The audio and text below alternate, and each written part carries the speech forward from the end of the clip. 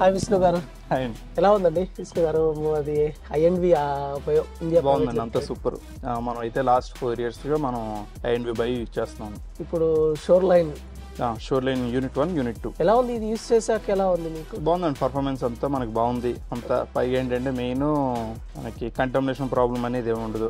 Okay, ఇంకా మన additional గా మనకి ఆర్టిమియా నుంచి simply use, friendly use.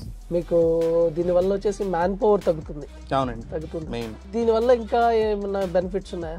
Friendly use అంతే, ఈజీ, కంటామినేషన్ ఉండదు. యానిమల్ స్ట్రెంత్ బాగుంటుందండి. విబ్రియో అంతా ఆల్రెడీ చెక్ చేసేస్తున్నారు. అదే మనకి రిపోర్ట్స్ కూడా మనకి అప్డేట్ చేస్తూ ఉన్నారు. ఫార్మింగ్ రిజల్ట్ మీ ఓన్ కి యూస్ చేస్తున్నారు కదా సార్? ఓన్ యూస్ లో ఫార్మ్ రిజల్ట్ ఎలా ఉంది? బాగుందండి, అంతా సూపర్ గా ఉంది. మన ఓన్ కల్చర్ 360 ఎకరా మొత్తం మన దగ్గర నుంచి ఎక్కడి నుంచి వెళ్తుంది.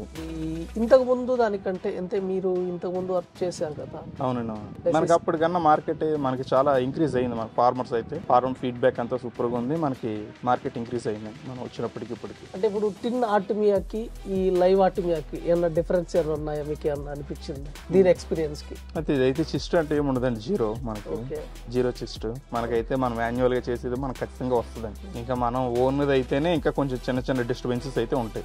ఇంకా చిస్ట్ అనేది అనేది మనం ఎంత కంట్రోల్ చేసినా కానీ వస్తూ ఉంటుంది. ఇందులో అయితే ఇంకా జీరో ఏముండదు, ఫాస్ట్ గా ఫీడ్ చేస్తుంది. దానికి ఎర్లీ స్టేజ్ లో మనకి పడినా కానీ మనకి ఓన్ అనుకోండి మనకి ఇంక్రీజ్ అయిపోతుంది.